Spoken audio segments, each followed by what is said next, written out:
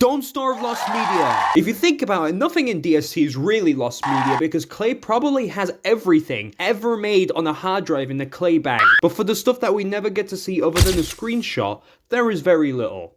That is unless you go into an old pirating site with really old versions of Don't Starve and get 1,000 different malware, Chinese spyware viruses. Or you go to a guy that has all the different versions for some reason. But anyway, today we will be looking at a version of Don't Starve that I thought was a bootleg myself. Why was I looking for Don't Starve on eBay? Well, that's because I actually wanted some off-brand merch like this Don't Starve mug.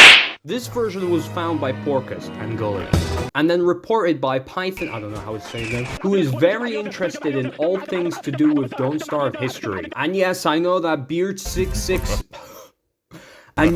And yes, I know that Beard777 had also made a video on this, but I really don't care because it's just him scrolling through the entire thing going, wow, guys, look at this. Wow, look at this peach stain. Wow. So hopefully this video can actually be informative and interesting instead of being whatever that is.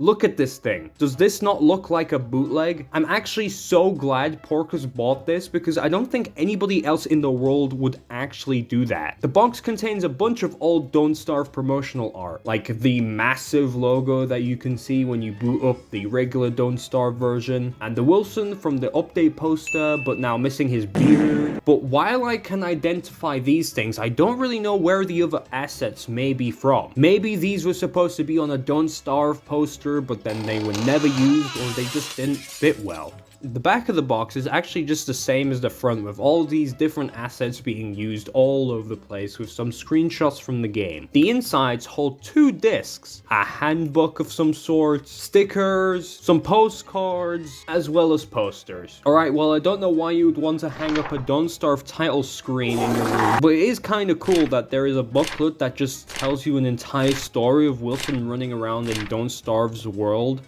Or I think it is, because I don't actually speak German. Alright, and now it's time for the juicy stuff, aka the files inside the actual thing.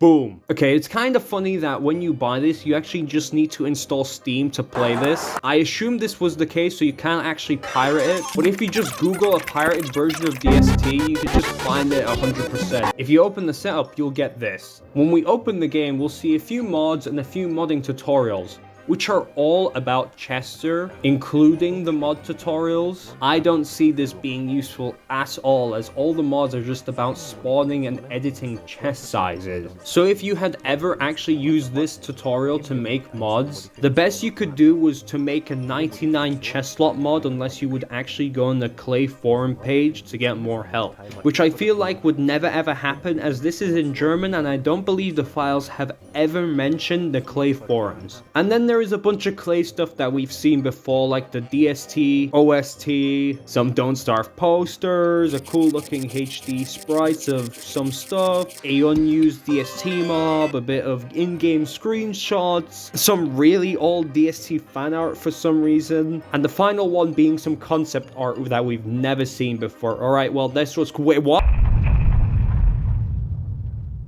Welcome to the actual video. Yes, this entire thing was in front from my sick desires of looking at old art that artists did 2,000 years ago.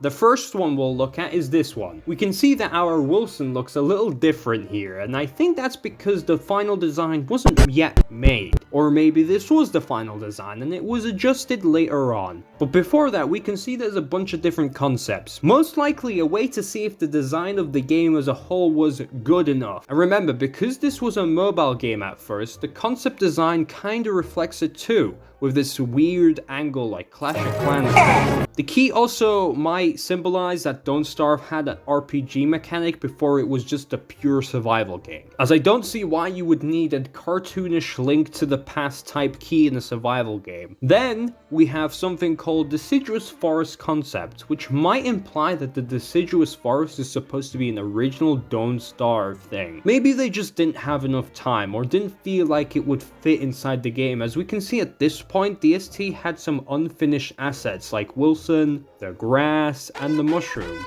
Oh yeah, also there's the stupid ass squirrels that we got in Hamlet. After that, we got some Don't Starve concepts to see what art style would suit the game best. I think these were created just to get a general idea of the in-game sprites and stuff, unless I'm wrong here and these were just mob design. Another reason why I believe these were made to see if the style was right for the final game is this image here that combines all these concepts called the Don't Starve Rough Concept Loadout Layout.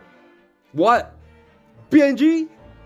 1. After this, we have some Foster's Home for Imaginary Friends type art here that includes the first ever design of the Tallbird, which has gone practically unchanged here. Actually, there's a lot of mobs that were designed here for the first time. And I'm saying first time because the rabbit and the crow were actually seen in different pieces of art before this. And then we have this stupid fucking squirrel again. Again, I believe this was just made to see if the art style would look actually good. But some of these mobs look so cool, like this small grub, tiny baby deer clops, wolf, a fat ass walrus, a rat, Gearless's art, and then a wraith of a Terraria. The images after this combine the two art styles together that we looked at before, using some concept art of mobs and probably again trying to perfect the style that we see today. Oh yeah, we also have this creepy ass image of another Wilson type character that we've seen before. And on the subject of different Wilsons, look at these little fellas. They really wanted to make Wilson look like some old gentleman or some kind of British peasant in the 1800s. They even experimented with Wilson being a child, which is kind of messed up, but we already have children dying in Don't Starve, so it doesn't really matter, does it? And my favorite Wilson design are these. You just have so many varied designs of Wilson, as well as Maxwell before he actually went into the game. We also have a more modern look on Wilson with a hoodie instead of the old-timey clothes that he has today. And then we have a female Maxwell, or well, what I believe it looks like. And the last kind of cool thing is the old Willani design, or at least something that inspired the final design. We do have some final concepts before Don't Starve actually got its signature style, and it looks like a bunch of mobs were supposed to be using the same animation sets, like the concept art for the Koalaphant. The same goes for the Pigman. But we actually got 2 of these mobs in-game today, which means they were probably thinking of adding these 2 mobs also before they got scrapped. And the last of these concepts is just Chester. And that's basically that. All we have left are these 2 images that are just concept art of the swamp,